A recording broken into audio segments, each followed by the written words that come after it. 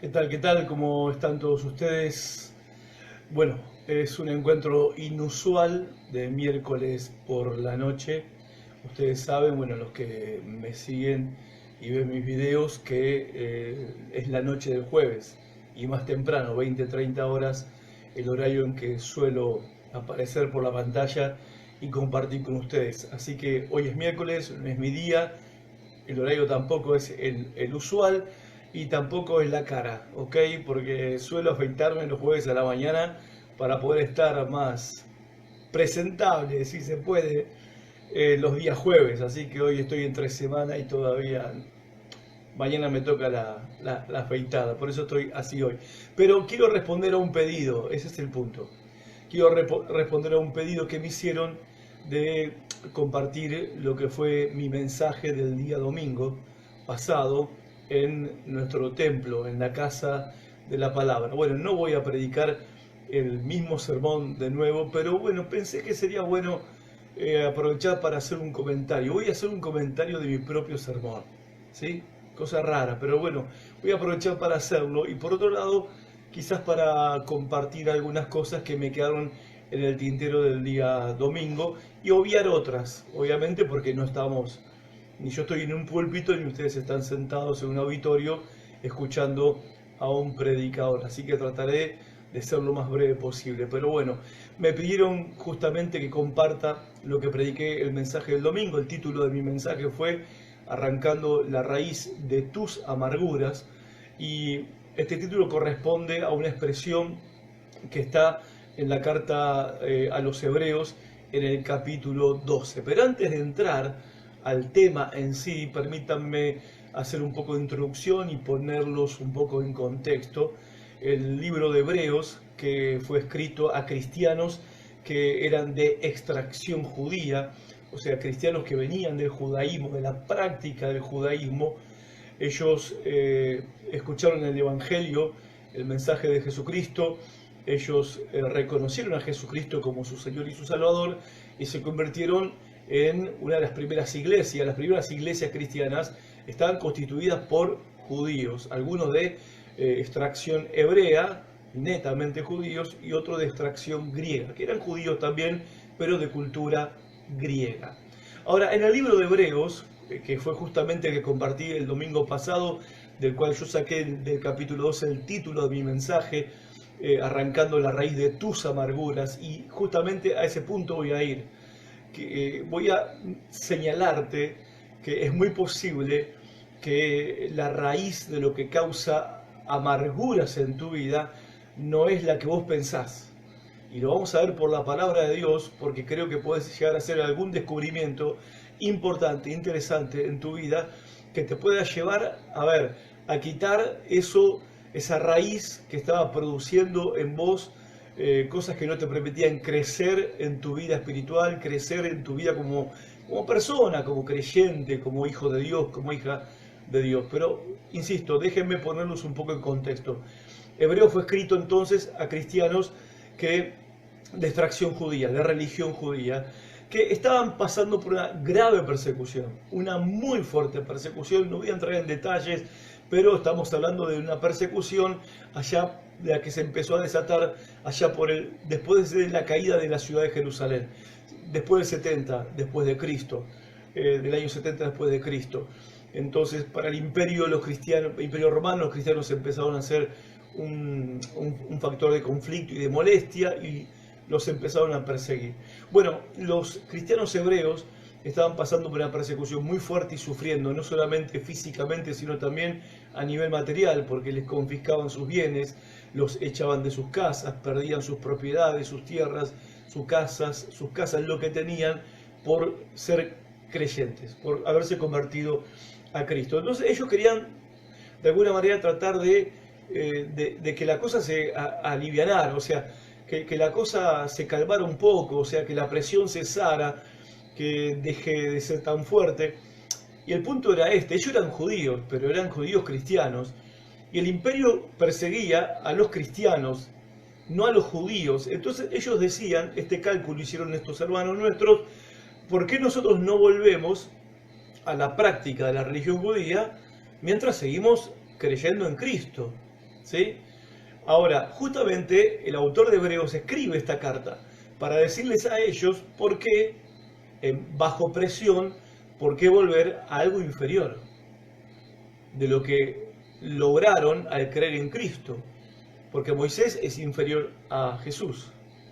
Básicamente lo que les está diciendo. La ley mosaica, la ley del Antiguo Testamento, es inferior a la gracia que Dios mostró a través de su Hijo Jesucristo. La ley es de Dios, por supuesto, pero la gracia de Dios es superior a la ley.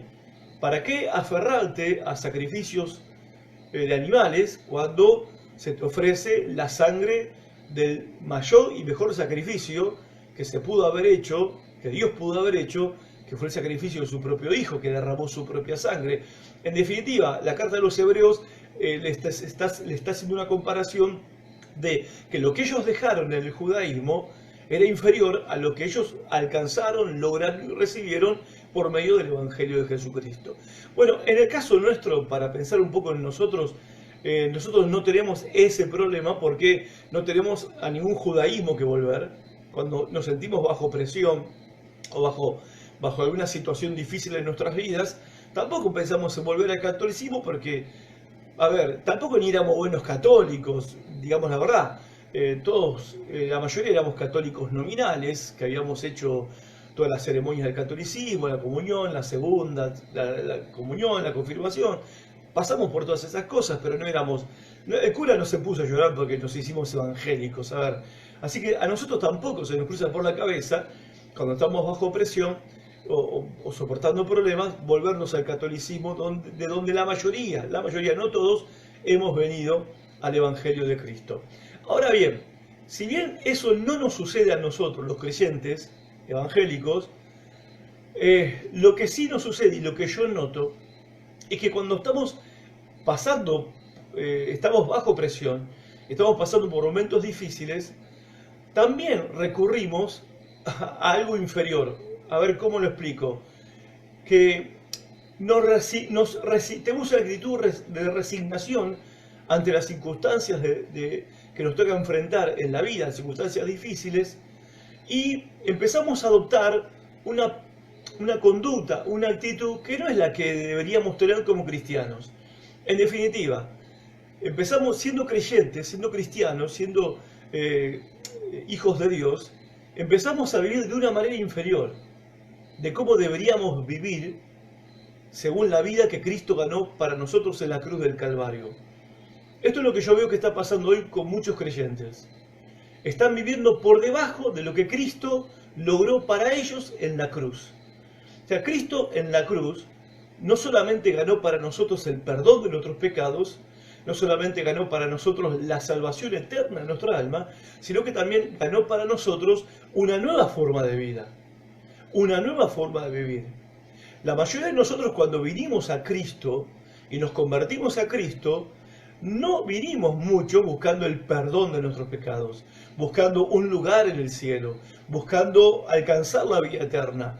Estas cosas las hemos recibido al momento de arrepentirnos de nuestros pecados y creer en Cristo, pero la mayoría de nosotros vinimos a Cristo cansados de nuestras vidas, cansados de nosotros mismos, cansados de vivir de espaldas a Dios, sin paz en la vida, cansados de vivir en la desesperación, cansados de vivir en la esclavitud del pecado, del vicio, de la mentira, del engaño, de la estafa.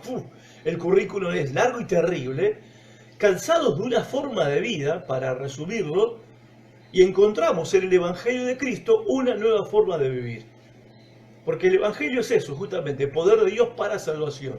Y ser salvo significa que ahora estoy viviendo de una manera superior a lo que vivía antes, que ahora vivo mejor a lo que vivía antes. Y eso no debería cambiar por las pruebas que tengo, por los problemas que tengo, o por las presiones que me tocan enfrentar en la vida. Entonces, ¿por qué ante la presión nosotros nos conformamos con vivir de una manera inferior a lo que deberíamos vivir de acuerdo a esa vida que Cristo ganó para nosotros en la cruz del Calvario? Bueno, la tentación nuestra es justamente eso, comenzar a vivir una vida cristiana inferior a lo que deberíamos vivir. No estoy diciendo que hay cristianos nivel superior, no. Estoy diciendo que el cristiano debe vivir la vida que Cristo ganó para nosotros en la cruz. Esa vida, Pablo la llama la vida en el Espíritu. También Pablo la llama la vida en victoria. ¿Ok? La vida que aunque caídos no estamos derribados. ¿Sí? Aunque las luchas son temporales, nuestra mirada está en las cosas eternas. Y estas cosas son efímeras y pasajeras y venceremos. Porque Cristo nos hizo más que vencedores.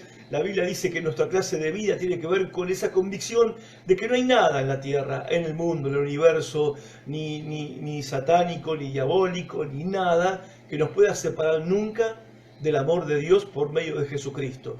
Y somos llamados a vivir de esa manera y a enfrentar la vida de esa manera. Bueno, los hermanos hebreos, estos hermanos de hebreos, de la carta de los hebreos, estaban queriendo volverse al judaísmo. Muchos creyentes hoy, por las presiones, por los problemas de la vida que están enfrentando, se están acomodando a una clase de vida que no es la vida cristiana real. La vida cristiana que somos llamados a vivir, aún bajo presión. Entonces, acá hay un punto importante, porque en el capítulo 12, donde fue el desarrollo de mi sermón este domingo, que pasó, voy a hablar, el título del mensaje del domingo fue arrancando la raíz de tus amarguras, y estoy haciendo un comentario del sermón, porque justamente alguien que no estuvo el domingo lo quería escuchar, y bueno, me pareció buena idea comentar lo que yo prediqué. Sería bueno que lo comentara otro, pero bueno, lo voy a comentar yo, mientras, bueno, comparto con ustedes en un día inusual, en una hora inusual, tomando un café caliente. Bien. El apóstol escribe en el versículo 4, les dice: en la lucha que ustedes libran contra el pecado, todavía no han tenido que resistir hasta derramar su sangre. Ok, a ver, vamos a poner las cosas en perspectiva. Todavía no han tenido que combatir contra el pecado hasta el punto de derramar su sangre. ¿Viste? Suena a como diciendo, a ver, si yo te digo, mira, no llores, ¿viste? Todavía no tuviste que sudar una gota de sangre y ya estás llorando, o sea, pará, o sea, no es lo que se supone que un cristiano tiene que hacer ante las presiones de la vida. Es lo que está diciendo el autor de Hebreos. Todavía no tuviste que derramar sangre, estás sufriendo, por supuesto. Es doloroso sufrir persecución, es doloroso perder tus bienes, es doloroso perder tu terreno, tu tierra, tu propiedad, pero bueno, no te mataron todavía, estás vivo, no tuviste que derramar tu sangre por causa de tu fe, como otros ya lo estaban haciendo. Y acá hay un punto que quiero, acá voy a agregar algo que no dije el domingo, y es importante. Escuchen esto. Vamos a ver acá promesas, y la Biblia está llena de promesas.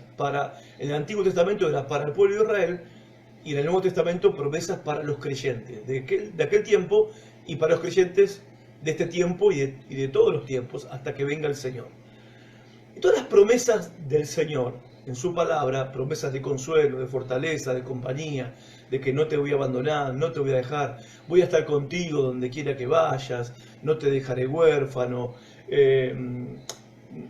no temas, vas a pasar por el valle de la sombra y de muerte, pero yo estaré contigo. Todas estas promesas fueron dadas al pueblo de Israel en el Antiguo Testamento y a los cristianos en el periodo del Nuevo Testamento en el cual estamos nosotros, promesas que ellos recibieron para enfrentar la persecución y para enfrentar las presiones por ser creyentes. El pueblo de Israel, por creer en el único Dios verdadero, sufrió por ser el pueblo de Dios. Y sufrieron persecución, sufrieron cautiverio, invasiones, masacres, ¿sí? No vamos a olvidarnos, ¿no?, de la masacre que soportaron cuando fue lo de los, ¿cómo es?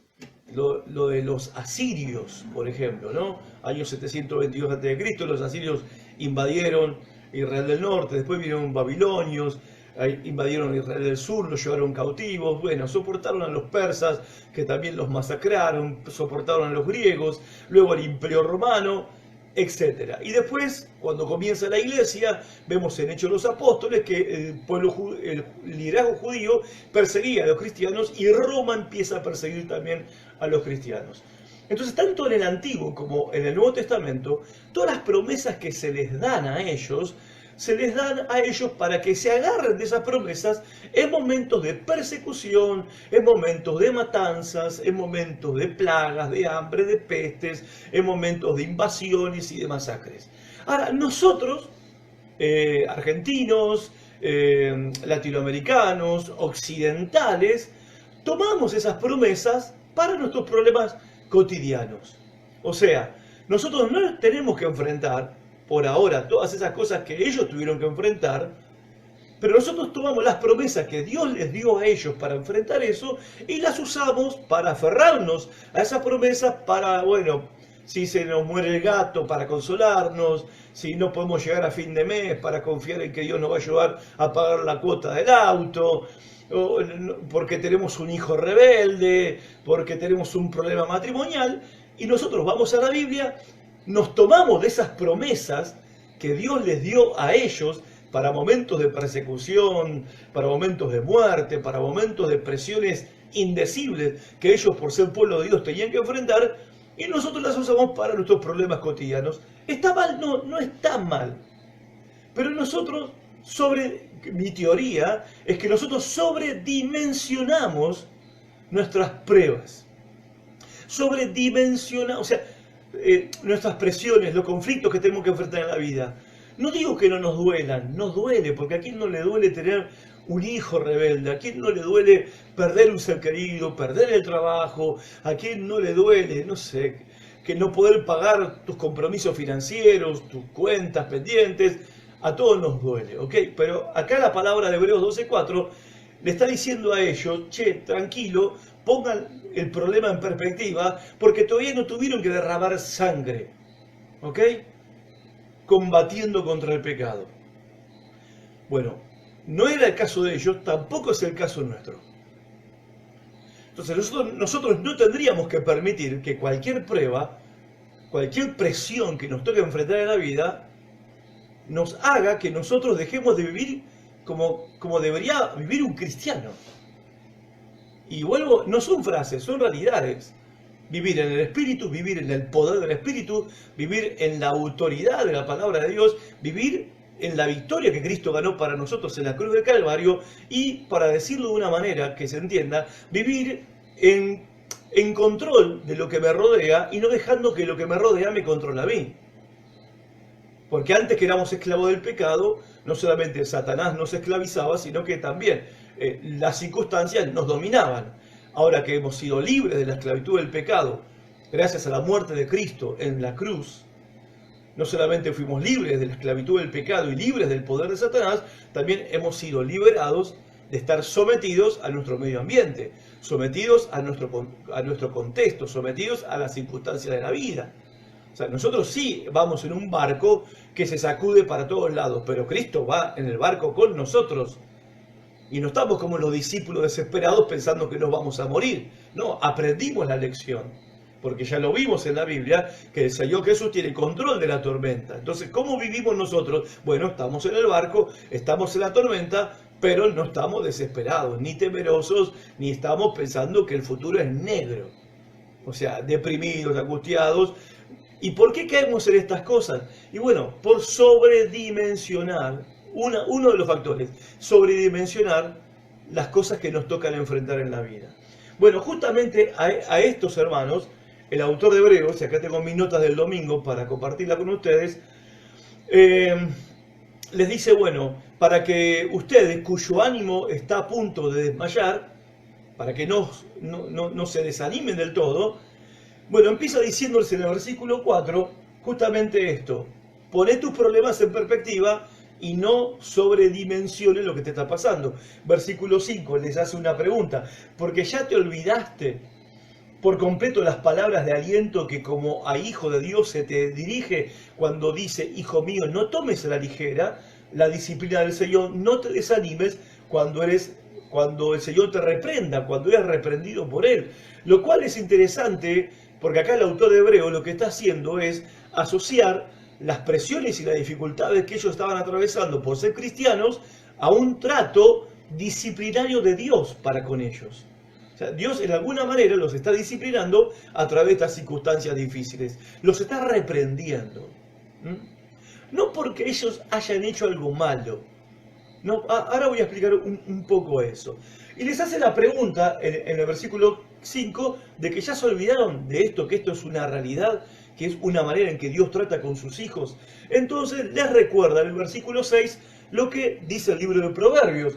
¿Qué les recuerda? Porque el Señor disciplina a los que ama. O sea, el Señor, ¿a quién disciplina? A los que ama. Y azota. ¿A quién azota? A los que Él recibe como hijos.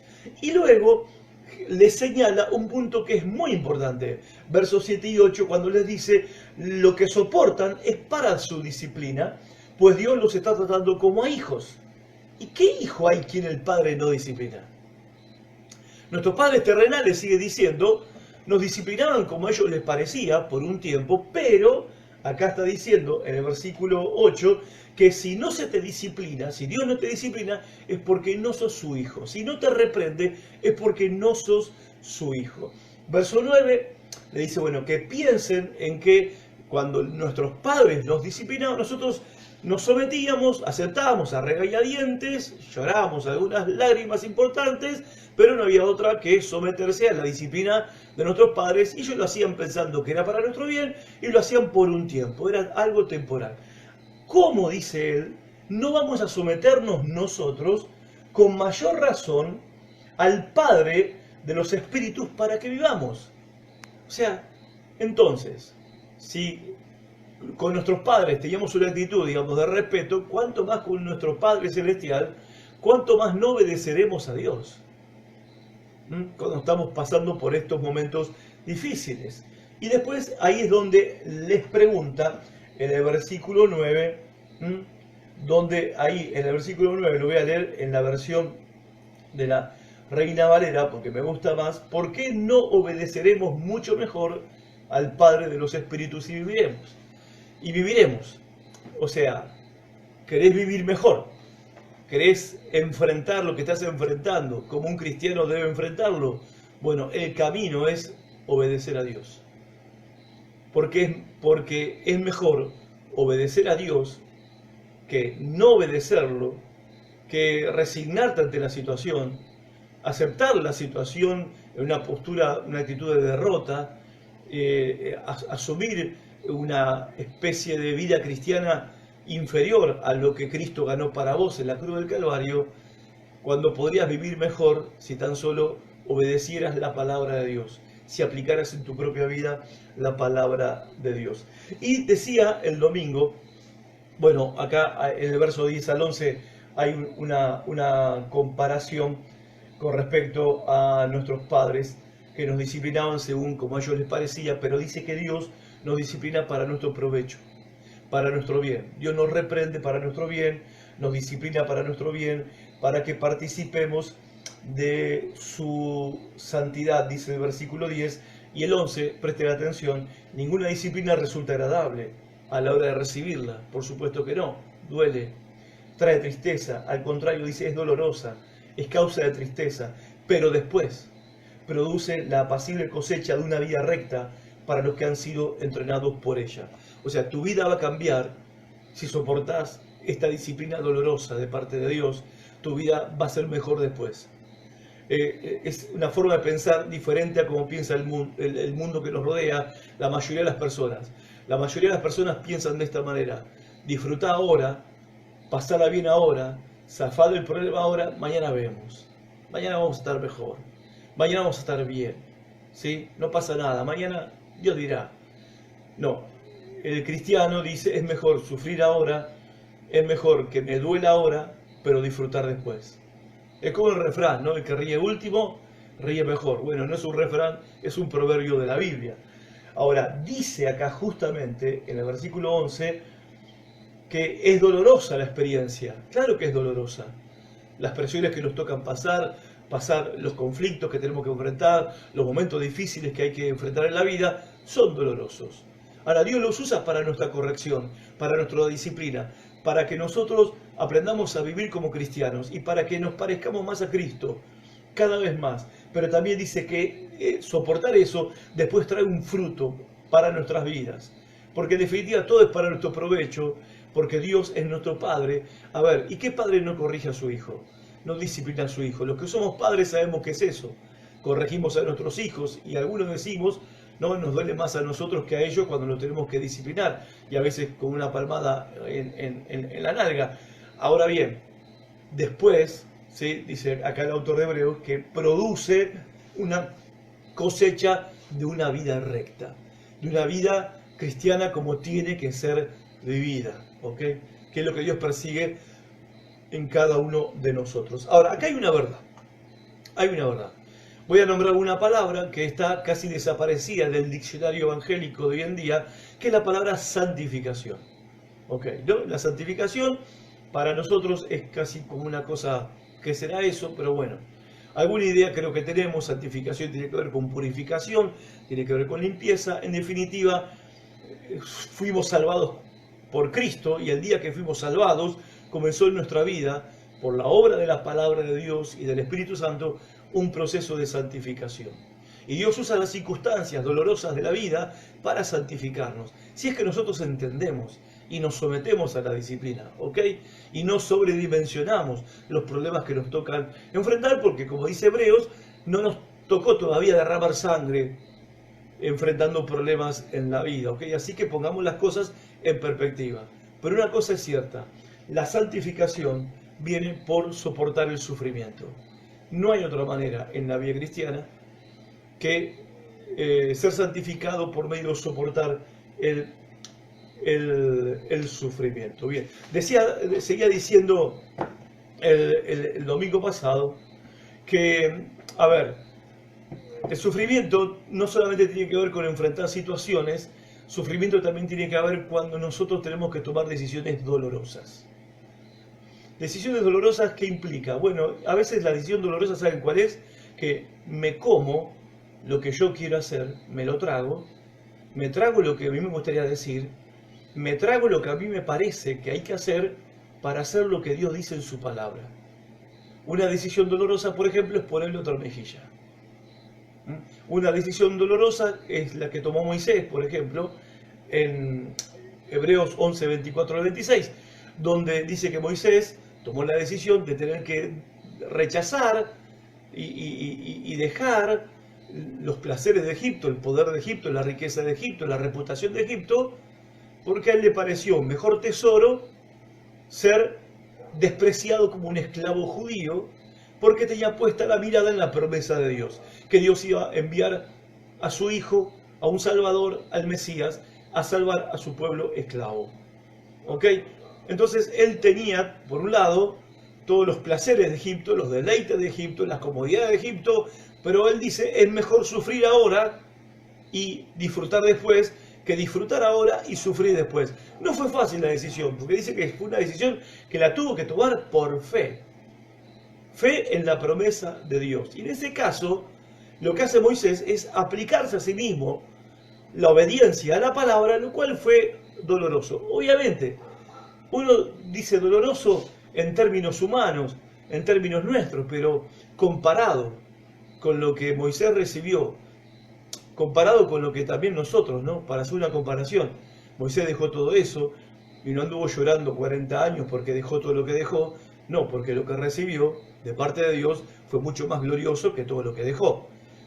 O sea, lo mismo se aplica también a nosotros. Nosotros que hemos dejado la vida perversa, la mentira, el engaño, la malicia, la envidia, la avaricia, la lujuria, las perversidades, la vida pecaminosa, impía, rebelde, que llevábamos antes, por abrazar a Cristo, no andamos llorando por lo que dejamos, porque comparado con Cristo lo que dejamos no existe. O sea, no existe, aunque haya tenido que dejar lo que haya tenido que dejar en la vida, ¿sí? O una relación, amigos del alma, de la infancia, de la secundaria, no sé lo que hayamos tenido que dejar o lo que tuviste que dejar por abrazar a Cristo, pero comparado con Cristo todo eso es nada. Si el apóstol Pablo usó otra palabra, dijo, comparado es basura. Y la verdad que tiene razón. La verdad que tiene mucha razón. Entonces, duele porque duele obedecer la palabra de Dios, duele aplicarse a sí mismo la palabra de Dios, pero la única manera de aprender la obediencia, y justamente son estas acciones y decisiones dolorosas. En Hebreos 5:8 dice que el Señor Jesucristo, por lo que sufrió, aprendió la obediencia. El Señor Jesucristo, siendo Dios hecho humano, Dios habiéndose hecho un ser humano, llamado Jesús, Jesucristo, el Salvador, el Mesías, Él, como humano, aprendió a obedecer. O sea, Él tuvo que aprender a aplicarse a sí mismo la palabra de Dios, a practicar la palabra de Dios, la palabra de su Padre, ¿sí? Aplicársela a sí mismo. Obvio, eso lo llevó a sufrir, incluso lo llevó hasta la muerte de la cruz. La muerte de la cruz. Entonces, ¿cómo se aprende a obedecer? Bueno, se aprende por medio de soportar el sufrimiento que tenemos que enfrentar y soportar cuando nos aplicamos a nosotros mismos la palabra de Dios. Para nosotros es una experiencia dolorosa, pero dice el autor de Hebreos, este es el camino a una vida mejor. Gente, en la vida cristiana, el camino para vivir mejor se llama obediencia a la palabra de Dios. Insisto con esto. Si vos no aprendés a aplicarte a vos mismo lo que escuchás, la Biblia que lees, lo que escuchás cada domingo, si vos no tomás la verdad de la palabra de Dios y te la aplicás a vos mismo, te autodisciplinás, te autocorregís, por la palabra sos santificado, significa que sos cambiado, que aplicás lo que estás aprendiendo y escuchando, aunque eso te cueste, aunque eso te duela. Bueno, ese es el camino a una vida mejor. Muchos creen que el camino a la vida mejor es que alguien esté orando por ellos. No es así. O que si yo oro mucho voy a vivir una vida mejor. Bueno, orar es importante, pero orar separado de obedecer lo que dice la palabra de Dios no va a funcionar. Y es lo que le está diciendo acá el autor de Hebreos a estos hermanos creyentes nuestros. Por eso llegamos al verso 12, donde dice, por lo cual, o sea, en base a todo esto que les estoy diciendo, llega al verso 12 y le dice, por lo tanto, o por lo cual, renueven la fuerza de sus manos cansadas y fortalezcan sus rodillas debilitadas. La mayoría entiende que este versículo habla acerca de la oración, ¿no? Las manos caídas y las rodillas paralizadas. Bueno, no habla de la oración. Porque el capítulo 12 comienza diciendo que la vida cristiana es como una carrera y que tenemos que correr poniendo nuestra mirada en la meta, que es Jesucristo. Ok, entonces está hablando que el cristiano es como un atleta. Cuando llegamos al versículo 12 del capítulo 12, vemos al atleta con las manos caídas y las rodillas que no le dan para correr. ¿Qué significa? Que este atleta ha sido irresponsable. Este atleta ha sido desordenado con su vida. O sea, un atleta que cuando llega la hora de competir está con las manos caídas, o sea, en señal de que está fundido, está cansado, y las rodillas no le dan, las piernas no le dan, significa que él fue desordenado, indisciplinado e irresponsable en su conducta, en su dieta, en su entrenamiento, en su estilo de vida, en su sueño, en su forma de vivir. Y acá le está diciendo el autor de Hebreos a los cristianos que ustedes son como ese atleta. Ustedes hoy están en un estado espiritual de que no pueden, quieren volver a algo inferior que dejaron, quieren volver a eso que es inferior a lo que recibieron por medio de Cristo, porque no están en el estado espiritual necesario y correspondiente para enfrentar lo que están enfrentando. O sea, en definitiva, Dios los está reprendiendo, Dios los está corrigiendo. Esto duele porque trae sufrimiento, trae dolor, pero después va a traer fruto toda esta experiencia. Pero ustedes están pensando en volver atrás, se están desanimando, están pensando en bajar los brazos. Lo que se ve es que ustedes no están en estado ahora para enfrentar esto, no están espiritualmente listos, preparados para enfrentar esto. ¿Pero por qué? Porque han sido irresponsables. Irresponsables. Ahora, Déjeme ir un poquito al versículo 13. El versículo 13 dice, tracen un camino recto para sus pies, a fin de que los débiles y los cojos no caigan, sino que se fortalezcan. ¿Cómo estaban estos creyentes? Débiles y estaban cojos. ¿Cuál es el consejo bíblico? Bueno, cambiar el camino. Porque si estás cojeando es porque venís metiendo el pie donde no lo tenés que meter.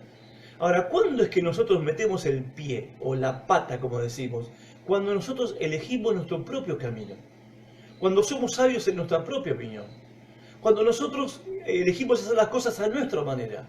Cuando hay otra manera más excelente de hacer las cosas, que es a la manera de Dios, aplicando la palabra de Dios, obedeciendo la palabra de Dios, aunque duela, aunque cuesta, pero después va a traer el fruto que Dios promete si obedecemos su palabra. Entonces tenés dos opciones. Si vos seguís por tu propio camino y haciendo las cosas a tu manera, vas a seguir estando cojo y débil. Y vas a estar así, que no vas a poder enfrentar ni siquiera una mosca cuando te ataque, o una hormiga cuando te pique. Menos vas a poder enfrentar a Satanás cuando venga a tentarte. O sea, no vas a estar en estado para poder enfrentar situaciones difíciles y presiones de la vida. Ahora, hay otro camino, es el que Cristo nos marcó. El apóstol Pedro dice, que Cristo sufrió por nosotros, ¿sí?, para que nosotros sigamos sus pisadas. En otras palabras, Cristo con su ejemplo de sufrimiento se convierte para nosotros en el ejemplo que tenemos que seguir. Suframos como Cristo sufrió por obedecer la palabra de Dios y seguramente tendremos el mismo final que tuvo Cristo. La cruz, pastor, sí, pero después la resurrección. O sea, no hay victoria si no pasás por la cruz primero. O sea, ese es el patrón de lo que es la vida cristiana y Cristo es nuestro ejemplo en esto. Ahora, verso 14 les recuerda la meta: esfuérzase por vivir en paz con todos y procure llevar una vida santa, porque los que no son santos no verán al Señor. La versión de la Biblia que todos tenemos, la mayoría de nosotros, Reina Valera, dice: seguir la paz con todos y la santidad, sin la cual nadie verá al Señor. A ver, ¿qué queremos nosotros? Ver al Señor, ¿no? Ok, esa es nuestra meta, nuestro objetivo. ¿Sí? Estamos hablando, para los que se enganchan ahora, la raíz que produce todas tus amarguras. Y estamos en Hebreos capítulo 12. Ahora bien, estoy comentando mi sermón del domingo porque me pidieron esto, que lo haga, y bueno, estoy haciendo de mi propio comentarista. Recordando algunas cosas que dije, agregando algunas cosas que no dije, obviando algunas cosas que dije. Bueno, en el verso 14 dice que tenemos una meta, que queremos ver al Señor. Ahora, dice, seguí la paz con todos y la santidad, si no, no verás al Señor. O sea, no se puede pensar que uno va a ver al Señor mientras va corriendo la carrera cristiana, metiendo la pata en cada pozo que hay en tu camino. No se puede pretender llegar a la meta de ver al Señor cara a cara un día si nosotros vivimos una vida cristiana desordenada, indisciplinada, fuera de estado espiritual, como dice más antes el autor, con las rodillas paralizadas, las manos caídas, que no es falta de oración, es un atleta que está, ¿sí?, pésimo, que viene de copas, de pasar la noche de juerga, de dormir mal, de comer mal, indisciplinado total, no estaba apto para competir. ¿Qué le pasaba eso a los hebreos, a estos cristianos hebreos? Vino la persecución y no estaban listos para enfrentarla y querían volverse al judaísmo. Hoy muchos cristianos, cuando viene la presión, no es que se quieren volver al judaísmo porque no vamos a volver de ahí porque no estuvimos, pero se acomodan a una vida cristiana inferior. Y en vez de vivir una vida cristiana, vivir la vida cristiana que Cristo ganó para ellos en la cruz del Calvario, estos cristianos se conforman con una vida cristiana inferior o una vida cristiana no sé, de supermercado chino, ¿viste? O sea, esa de segunda marca, una vida cristiana de segunda marca, lo cual es una ofensa para lo que Cristo hizo en la cruz. Que nosotros vivamos una vida cristiana por debajo de lo que Cristo logró para nosotros, que Él sufrió por eso, derramó su sangre por eso, y nosotros nos conformamos con una vida cristiana chata, una vida cristiana que bueno, tirando para no aflojar, y bueno, ya esto va a pasar, ore por mi pastor. Ok, bueno, el autor de Hebreos está escribiéndole estas palabras para que ellos reviertan su actitud y si quieren ver al Señor, más vale que lo hagan. Y en el versículo 15, acá viene el punto principal, fue el punto principal del sermón. En el versículo 15 dice, mirad bien, no sea que alguno deje de alcanzar la gracia de Dios, que brotando alguna raíz de amargura os estorbe y por ella muchos sean contaminados. Este es el último versículo, pero es el punto central, fue el punto central del mensaje del domingo pasado. Primero, ¿qué dice acá? Miren bien. Si esto les está pasando a ustedes y están viviendo una vida cristiana clase B y no pueden soportar las presiones que están enfrentando, primero les recordó, ¿no? Verso 4. A ver, pongan en perspectiva sus problemas. Todavía no derramaron sangre combatiendo contra el pecado. O sea, estás mal porque no puedes pagar una cuenta, o estás mal porque tenés un hijo rebelde, o estás mal porque hay un problema en el matrimonio, estás mal porque hay una enfermedad, lo cual es entendible que estemos mal, porque duele, entristece y todo eso, pero a ver, vamos a dimensionar nuestros problemas y darle la verdadera dimensión. No nos ha tocado enfrentar la persecución que ellos tuvieron que enfrentar, ¿ok? Así que, pero bueno, nosotros agarramos las promesas que Dios les dio a ellos para enfrentar esas calamidades terribles y las aplicamos a nuestros problemas, que son, como le dijo Alex a su amigo la cebra en Animales Salvajes 2, no sé si la vieron en esa película de dibujo animado, Alex el león le dice a su amigo cebra, a Marty, le dice, mira, no quiero que me cuentes tus problemas, le dice el león a la cebra, porque mis problemas son levemente un poco más grandes que los tuyos. Y el otro se reofendió. Ah, sí, siempre los tuyos son los problemas más grandes, los de los demás que les parte un rayo. Bueno, Alex, todos somos Alex el león, porque para nosotros nuestros problemas son tragedia nacional. Ok, no estoy minimizando, ni estoy siendo duro ni indiferente al dolor, ok, que puedas estar enfrentando. Pero digo esto, las promesas de la Biblia le fueron dadas al pueblo de Dios para enfrentar persecuciones, invasiones, masacres, asesinatos, coliseo romano lleno de leones. Nosotros tomamos esas promesas para nuestros problemas cotidianos. ¿Está mal? No, no está mal, pero que nos sirva de preparación para cuando venga, nos toque ir a nosotros al coliseo romano, porque en algún momento creo que nos va a tocar. Entonces dice, mirad bien, primero, mirad bien, no sea que alguno deje de alcanzar la gracia de Dios. Mirad bien si sos salvo. Porque a ver, si sos salvo, se supone que lo que buscas es crecer en tu vida espiritual. Se supone que lo que buscas es crecer en tu conocimiento de Jesús. Se supone que lo que buscas es crecer en santidad, ser más como Cristo. Entonces vos aceptás con gusto las presiones porque es parte de tu proceso santificador. Dios usa los problemas para disciplinarte. Te está santificando, duele, pero después eso va a traer fruto de una vida recta como a Dios le agrada. Y como queremos eso, y queremos de última ver al Señor un día cara a cara, estamos dispuestos a soportar todo lo que venga de parte de la mano de Dios, no del diablo. Lo que viene del diablo lo vamos a combatir, oponer y resistir, pero lo que viene de parte de Dios lo vamos a aceptar con gusto. Ahora, eso es lo normal en un creyente. Ahora, el que no es creyente no acepta, ¿no?, el trato, las reprensiones de su padre. El que es creyente falso no lo acepta, no acepta las pruebas. No, yo no vine a la iglesia para esto, no me hice creyente para esto, no es lo que me predicaron, y vuelve a una vida inferior que era la que tenía antes de escuchar el evangelio de Cristo. Entonces, conclusión, nunca fuiste salvo. Mirá bien, no sea que alguno deje de alcanzar la gracia de Dios. Y lo otro dice, mirá bien, no sea que alguno le haya brotado alguna raíz de amargura que os estorbe y por ella muchos sean contaminados. Yo casi toda mi vida cristiana, incluso de pastor, pensé que cuando hablaba de la raíz de amargura lo asociaba con el rencor. De hecho, en muchas consejerías he usado este versículo bíblico para explicarle a un aconsejado que tenía que perdonar, porque si no se le iba a hacer una raíz de amargura y eso iba a contaminar su vida y toda la familia, etc. El punto que en todo el capítulo 12 no hay manera de tomar esa expresión para hablar del rencor, porque no está hablando del rencor, no está hablando de la necesidad de perdonar, no es el contexto. Entonces, ¿cuál es esta raíz de amargura que estorba? Bueno, tiene que ver con lo que dijo en el versículo, ¿sí?, Ya les digo, versículo 12. ¿Sí? Lo de la treta débil. Lo de la treta débil. La raíz que causa muchas amarguras en la vida, escuchen esto, y termino, voy terminando.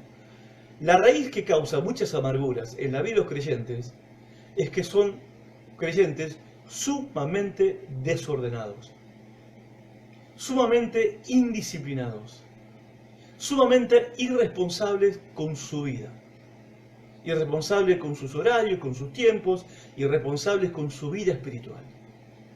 Entonces vos pensá en esto, y la irresponsabilidad como cristiano es un pecado, es una desobediencia. Si yo no soy responsable con mi vida cristiana, con mi vida espiritual, con mi vida como creyente, no soy responsable con mis obligaciones y mis deberes, no para ser salvo, para agradar a Dios y cumplir su palabra. Si no soy responsable en obedecer lo que se me enseña, lo que se me predica y lo que yo mismo leo en la Biblia, si no soy responsable de aplicar la palabra a mi vida, pensá en esto. La irresponsabilidad de hoy se suma a la irresponsabilidad de mañana, lo cual se suma a la irresponsabilidad de pasado mañana y de pasado mañana. Estas irresponsabilidades de la semana se van a sumar a las irresponsabilidades y a la indisciplina de la semana que viene. Y se suma a la indisciplina y la responsabilidad de la otra semana, lo cual lleva a un mes de vivir de manera indisciplinada y desordenada. Lo cual, pensá que ese mes suma después otro mes y suma después otro mes, febrero, marzo, abril, mayo, junio, y en julio cuando pedís consejería para hablar con el pastor es porque ya explotó todo y el consejero, el pastor, el líder que tiene que hacer consejería no sabe por dónde desenmarañar el ovillo todo enredado porque todo es un desorden. Crisis en la vida económica, crisis laboral, crisis matrimonial, crisis noviazgo, crisis en la sexualidad, crisis en su vida de oración, crisis en su vida de estudio de la palabra de Dios, crisis en su servicio cristiano y en su ministerio porque no hace ni una cosa ni la otra, crisis con sus compañeros de trabajo, crisis con sus familiares, crisis. Entonces, y todas las áreas de su vida están problematizadas. Qué palabra que me conseguí. Todas las áreas de su vida están problematizadas. Hay problemas acá, hay problemas. Ahora, ¿cómo se llega? Siendo creyente, siendo cristiano, ¿cómo se llega a tener problemas en todas las áreas de la vida? Que en todas las áreas de la vida hay desorden, que nada está funcionando como debería funcionar. ¿Dónde está la vida cristiana de victoria? ¿Cómo se llega a eso? Con la indisciplina de un día. Si hoy vos no fuiste disciplinado para aplicar a tu vida la palabra de Dios y obedecer, ejemplo, orar, hablar con Dios, leer la Biblia, el domingo congregarte. Algunos dicen, bueno, si no me congrego no me voy a morir, no me voy al mundo, la iglesia está en todo lugar. Correcto, está bien, yo no te estoy diciendo que vas a morir, te estoy diciendo que sos un desobediente. ¿Por qué? Porque la Biblia manda, congregarse es un mandamiento. Si no te congregas, sos desobediente, sos indisciplinado, sos desordenado. Ahora, obviamente que esa área de desorden va cultivando, porque dice acá, la raíz de amargura te estorba. Y después muchos son contaminados. ¿Por qué? Porque después en otra área de tu vida sos igual de irresponsable. Irresponsable con tu vida de oración, irresponsable con tu vida de estudio de la palabra de Dios, irresponsable con tu vida de servicio y ministerio, irresponsable en tus deberes como esposa, esposo, hijo, padre, madre, irresponsable en tus deberes como trabajador, como empleado, como patrón, irresponsable en tu vida sexual, irresponsable con tu novio, con tu novia. O sea, una cosa suma a la otra y después todo es, ¿sí?, una crisis caminando. Y esa, tristemente, gente, tristemente, es la realidad de muchos cristianos. Ahora bien, y como dije recién, para ir terminando, necesitas la raíz de todas tus amarguras, es tu propio desorden en tu vida, tu propia indisciplina, tu propia irresponsabilidad, en una cosa, en otra, y eso se suma y trae la clase de vida que muchos cristianos viven.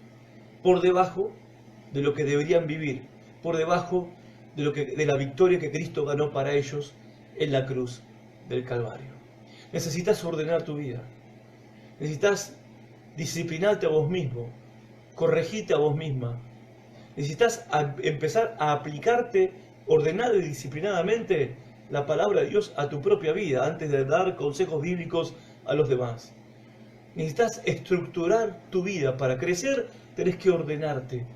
Para madurar tenés que ordenarte. El domingo le decía a la iglesia, si este año están dispuestos a crecer. Bueno, si están dispuestos a crecer, este es el primer paso. Empezá a ordenar tu vida. Empezá a obedecer lo que ya sabés que tenés que hacer, punto. Ya dejemos de procrastinar. Dejemos de dejar para mañana lo que tenemos que hacer hoy. Dejemos excusas, dejemos de escondernos detrás de los problemas. Vamos a obedecer a Cristo, vamos a obedecer su palabra. Porque la obediencia es el camino a una vida mejor, a una vida en el Espíritu, a una vida en el poder del Espíritu Santo, a una vida en autoridad sobre Satanás y los demonios, a una vida en control de tu medio ambiente y de tus circunstancias, y no que las circunstancias te dominan a vos, porque esa es la vida cristiana. Las circunstancias quizás no cambien, pero las circunstancias no te van a cambiar a vos. Vas a caminar por encima de las circunstancias. Vos vas a cambiar en el proceso de obedecer la palabra de Dios. Y entendamos esto. El Señor reprende y disciplina a sus hijos. Él lo hace. No nos quepa la menor duda de eso, la Biblia lo enseña. Hay dos maneras, la autodisciplina. ¿Cómo Dios nos disciplina? La autodisciplina. Yo me autodisciplino a mí mismo. ¿Sí? Me aplico a mí mismo la palabra de Dios y obedezco por mí mismo la palabra de Dios. Y cuando tengo un problema, no sé cómo, voy y pido consejo a alguien que sabe más que yo, un líder, un pastor, para que me diga cómo tengo que hacer según la Biblia, según la palabra de Dios.